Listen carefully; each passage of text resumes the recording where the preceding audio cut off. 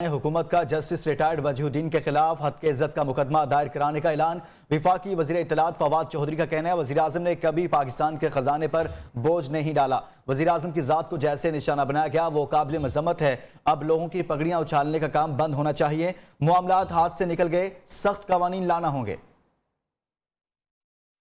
हमने फैसला किया है कि वजीहुद्दीन अहमद के ऊपर हम क्रिमिनल केस और डेफेमेशन जो है वो फाइल कर रहे हैं और साथ ही सुप्रीम कोर्ट के चीफ जस्टिस और हाई कोर्ट के चीफ जस्टिस साहिबान से हम ये अपील करना चाहते हैं कि इदारों को, वज़ीर आज़म जो है वो एक इदारा है, उसकी इज्जत को बहाल रखना, उसकी इज्जत की हिफाजत रखना कानूनी एतबार से बहुत अहम है।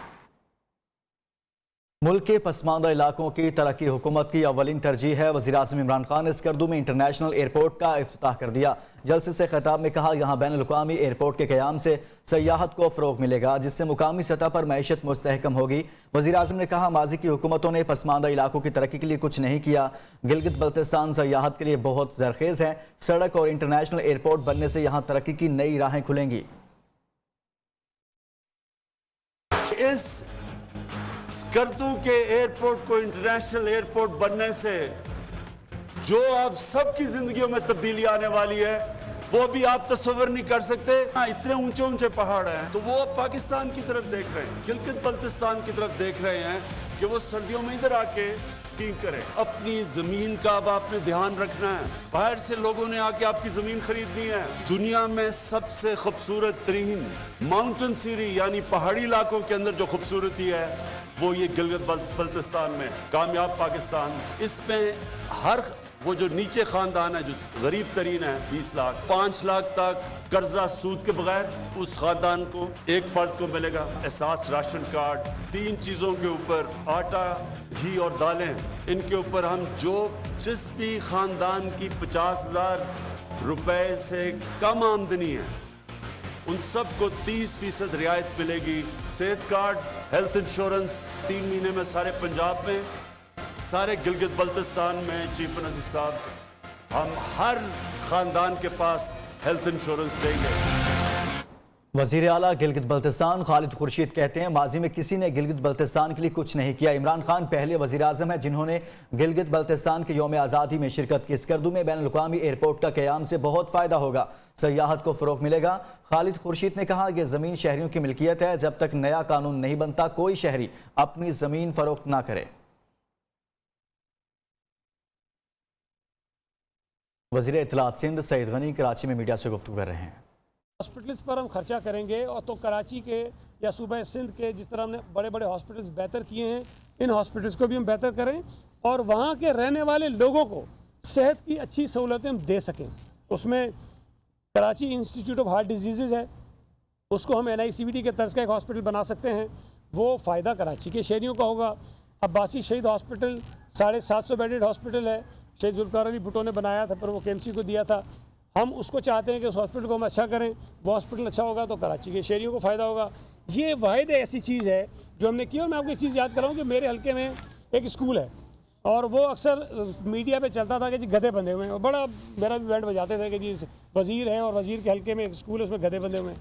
मैं बार बार समझाता था कि ये सिंध हुकूमत का स्कूल नहीं है, वो बल्दिया का स्कूल है।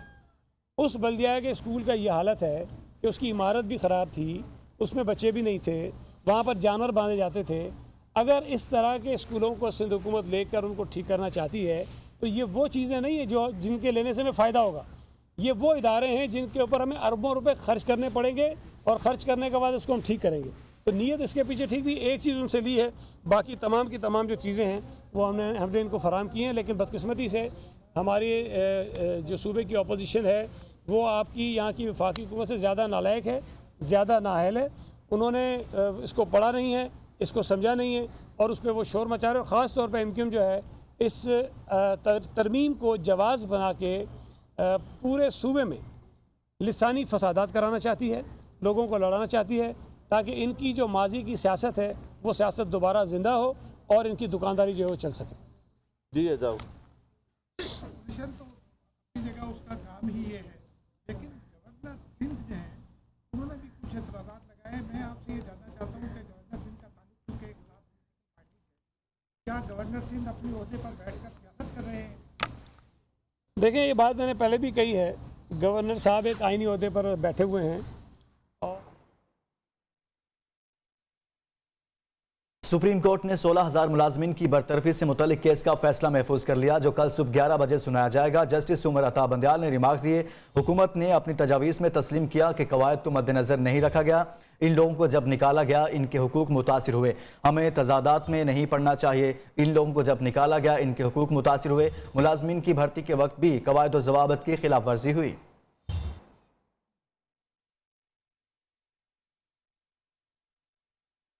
खानेवाल में PP 206 के ज़िमनी इंतखाबात, तहरीक इंसाफ की उम्मीदवार नौरीन निशात डाहा ने वोट पर मोहर लगाई और कैमरे पर दिखा दिया। वोट को दिखाकर कास्ट करना इलेक्शन कमीशन के ज़ाब्ता अखलाक की खिलाफ वर्जी है। इससे कबल पोलिंग स्टेशन नंबर 65 में 14 माह कबल फोत हो जाने वाले शख्स का भी वोट कास्ट हो गया। मुतवफ़ी मोहम्मद जमील नामी शख्स का वोट पोलिंग स्टेशन नंबर 65 पर कास्ट हुआ। मुतवफ़ी 14 माह कबल फोत हो गया था। मुतवफ़ी का बेटा वोट डालने आया तो मालूम हुआ उसके मरहूम बाप का वोट पहले ही कास्ट हो चुका है। इस पर वो घर से डेथ सर्टिफिकेट लेकर आ गया। अभी तक कोई कार्रवाई नहीं की गई।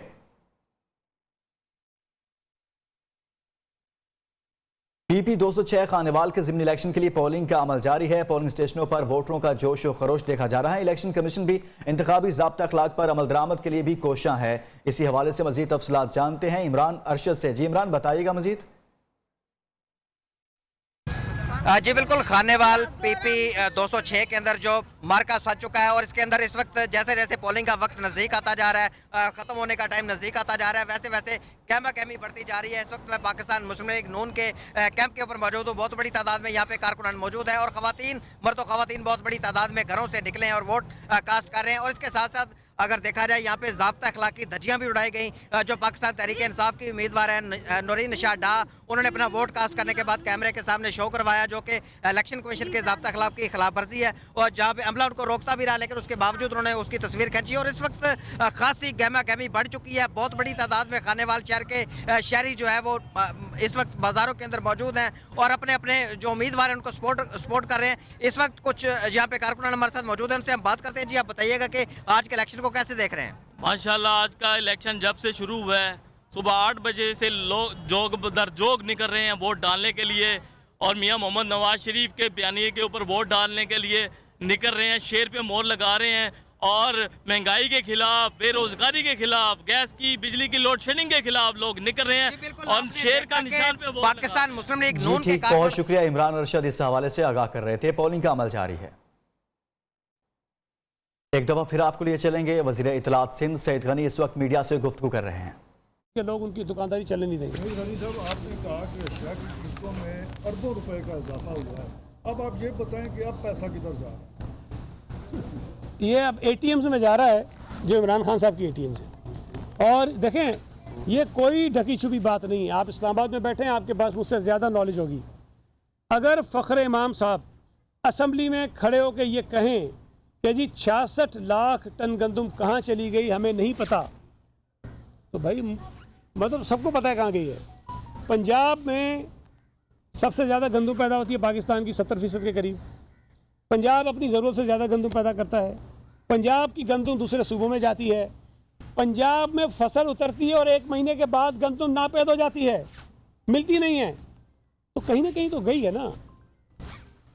चीनी, गंदम, इन दोनों की अगर आप स्टडी कर लें, जब इनको रखने की ज़रूरत थी ये एक्सपोर्ट करते हैं, फिर क्राइसिस पैदा होते हैं, फिर वही इंपोर्ट करते हैं।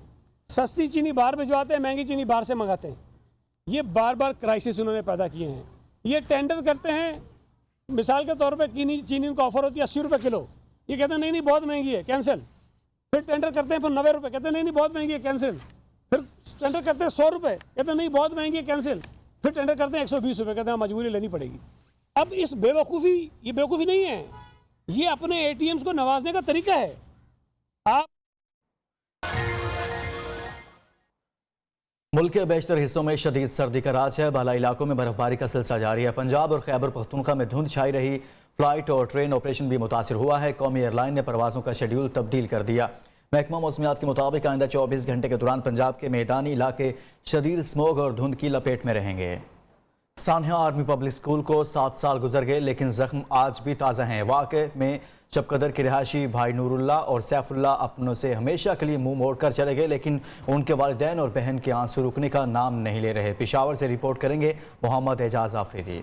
ये है APS में शहीद होने वाले सैफुल्लाह और नूरुल्लाह के वालिदैन, जो अपने जिगर गोशों की याद में आज भी गमज़दा हैं। शहीद बच्चों की वालिद कहती हैं, हमारे लिए हर दिन 16 दिसंबर है। अपने बेटों की गोलियों से चलनी चेहरे नहीं भूल सकती। मेरी नूरुल्लाह की सीने में कोई जगह सलामत नहीं थी, गोलियों से चलनी थी। उसका चेहरा जो है ना, वो बम की शेल से जो है तो उसका जबड़ा टूट चुका था। उसके दोनों शोल्डर जो है ना गोलियों से फ्रैक्चर थे। नूरुल्लाह और सैफुल्लाह की बहन अमारा वकूआ के वक्त आर्मी पब्लिक स्कूल में 5वीं जमात की तालबा थी, जो अब 12वीं जमात की तालबा है, लेकिन भाइयों का दुख बुला न सकी।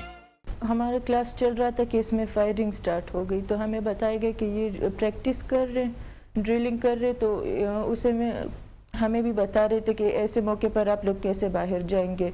7 साल गुजरने के बावजूद सानहे में शहीद होने वाले बच्चों के वालिदैन के जख्म भरने का नाम नहीं ले रहे। कैमरामैन आकिब जावेद के साथ Mohammad Ejaz Afridi, new news, Peshawar. Sania APS पर अमीर जमात इस्लामी सिराजुल हक ने भी वरसा से इजहार यकजहती के साथ दहशतगर्दों को अंजाम तक पहुँचाने का मुतालिबा किया है। 16 दिसंबर 2014 को एक बार फिर दुश्मन ने आर्मी पब्लिक स्कूल पर हमला किया और दहशतगर्दों ने हमारे मासूम 122 बच्चों को शहीद किया था। आज भी उनके वालिदैन उनकी जुदाई का जख्म अपने दिलों में लिए फिरते हैं और उनके इंतजार में हैं। आज के दिन हमने ये अज़म करना है कि हमने पाकिस्तान को हर लिहाज से महफूज बनाना है। पाकिस्तान की हुकूमत को, पाकिस्तान के तमाम इदारों को, पाकिस्तान के सियासी लीडरों को और तमाम शहरियों को ये अज़म और इरादा करना है कि अपनी ज़ाती मुफादात को पाकिस्तान के मुफादात पर कुर्बान करना है। गवादर को हक दो तहरीक के मुतालिबात को तस्लीम करने और अमल दरामद के हवाले से अहम पेशरफ्त धरने के शुरका से मुज़ाकरात के लिए विफाकी वज़रा असद उमर और जुबैदा जलाल गवादर पहुंच गए। वज़ीर आला बलोचिस्तान अब्दुल कदूस बजिंजो पहले ही गवादर में मौजूद हैं। वज़रा का कहना है कि मुज़ाकरात कामयाब हुए हैं, मस्बत नताइज सामने आएंगे।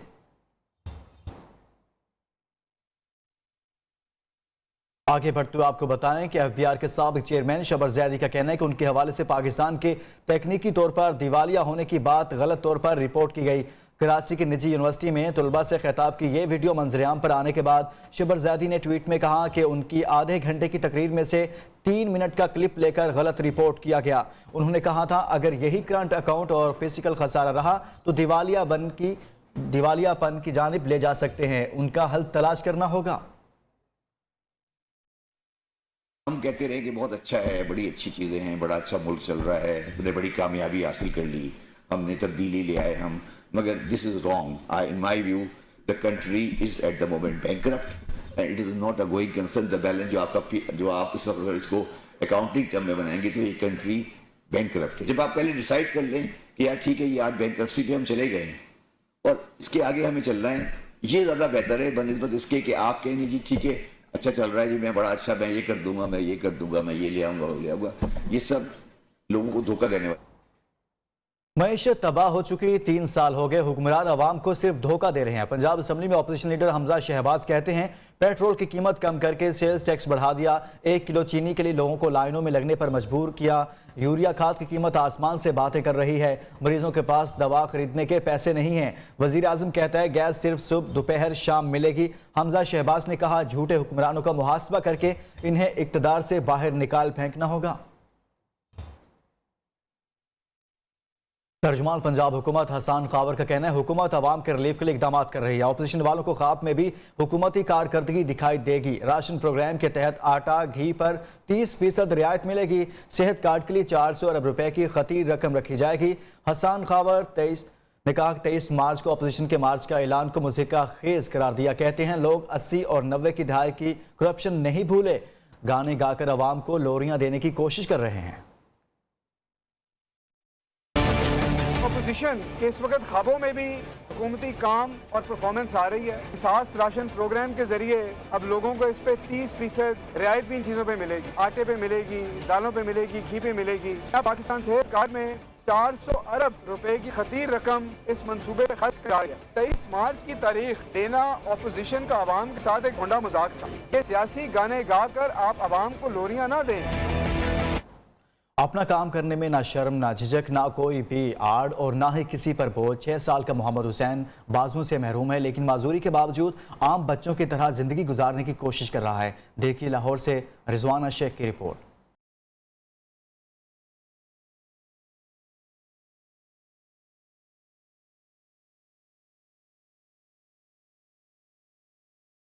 अलमी इंसान की जिंदगी का रुख बदल देते हैं। लाहौर का मोहम्मद हुसैन महज 2 बरस की उम्र में हादसे का शिकार होकर अपने दोनों बाजू गवा बैठा। वसाइल नहीं थे इसलिए मसनूई बाजू भी न लग सके, लेकिन मोहम्मद हुसैन बुलंद हौसले रखकर हालात का मुकाबला कर रहा है।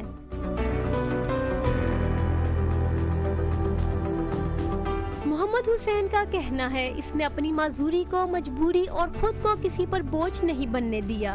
मैं स्कूल जाना चाहता हूँ, पढ़ना चाहता हूँ, दूसरे बच्चों की तरह आगे बढ़ना चाहता हूँ। मेरा शौक है कि मैं साइंटिस्ट बनूँ। मोहम्मद हुसैन की वालदा को बेटे की माजूरी का बेहद दुख है। दुखी माँ की ख्वाहिश है कि इसका बेटा भी भरपूर तरीके से जिंदगी गुजारे। ਇਹਨੂੰ ਸਕੂਲ 'ਚ ਦਾਖਲ ਕਰਵਾ ਵੀ ਦਈਏ, ਲੇਕਿਨ ਸਾਡੇ ਕੋਲ ਇੰਨੇ ਮਸਾਇਲ ਨਹੀਂ ਹੈ ਕਿ ਅਸੀਂ ਨਾ ਖਰਚਾ ਚੁੱਕ ਸਕੀਏ ਕਿ ਇਹਨੂੰ ਆਉਣ ਜਾਣ ਦਾ ਖਰਚਾ ਚੁੱਕ ਸਕੀਏ। ਤਾਂ ਅਪੀਲ ਹੈ ਵਜ਼ੀਰ ਆਜ਼ਮ ਨਾਲ ਜਾਂ ਵਜ਼ੀਰ ਪੰਜਾਬ ਨਾਲ ਬੱਚੇ ਵਾਸਤੇ ਅੱਛਾ ਕੀਤਾ ਜਾਏ, ਇਹਦੀ ਪੜ੍ਹਾਈ ਬਾਰੇ, ਇਹਦੇ ਮੁस्तकबिल बारे। वसाइल की कमी को भी मोहम्मद हुसैन ने तालीम के रास्ते में रुकावट नहीं बनने दिया और अपने बहन भाई की मदद से तालीम हासिल कर रहा है। नामे हुसैन की तरह मोहम्मद हुसैन मर्दाना और जिंदगी की मुश्किलात का मुकाबला कर रहा है और खुद को तालीम के जेवर से आरास्ता करने, अपना मुकद्दर बनाने और अपने अंधेरे में डूबी हुई जिंदगी में रंग भरने का ख्वाहिशमंद है। कैमरामैन इब्राज शेख के साथ Rizwana Sheikh, new news Lahore. Christchurch मस्जिद हमले के हीरोज़ के लिए न्यूजीलैंड के आला तरीन अवार्ड का ऐलान। पाकिस्तानी नयात नईम रशीद शहीद के लिए न्यूजीलैंड का बहादुरी का सबसे बड़ा अवार्ड दिया गया। क्राइस्टचर्च हमले में बच जाने वाले अब्दुल अजीज़ के लिए भी न्यूजीलैंड क्राइस्ट अवार्ड का ऐलान किया गया। वज़ीर आज़म जसिंडा आर्डर्न ने शहीद नईम रशीद को खिराज अकीदत पेश करते हुए कहा, हमलावर को ना रोका जाता तो ज़्यादा अमवात हो सकती थी। 2019 में क्राइस्टचर्च मस्जिद पर दहशतगर्द हमले में 51 नमाजी शहीद हुए थे। दुनिया भर से अहम तरीन खबरों पर नजर डालते हैं इंटरनेशनल न्यूज राउंड अप में। मलेशिया में कश्ती डूबने से 18 अफराद हलाक हो गए। वजारत सेहत के मुताबिक कश्ती डूबने का हादसा तेंजिंग बलाओं के समंदरी इलाके में पेश आया। हादसे का शिकार कश्ती में 50 गैर कानूनी महाजरीन सवार थे। ऑस्ट्रेलियाई रियासत तस्मानिया के प्राइमरी स्कूल में जंपिंग कैसल तेज हवाओं के बायस जमीन से 10 मीटर ऊपर उठ गया। 4 बच्चे हलाक और 5 शदीद जख्मी हो गए। 4 की हालत तशवीशनाक बताई जा रही है। समुद्री तूफान राई फिलिपाइनी इलाकों से टकरा गया। साहली इलाकों से तकरीबन 45,000 अफराद महफूज मकामात की तरफ नकल मकानी कर चुके हैं। मुल्क के बेशतर हिस्सों में परवाजें मनसूख कर दी गई। न्यूज़ स्टूडियो से फिलहाल इतना ही। मजीद बाखबर रहने के लिए देखते रहिए न्यूज़।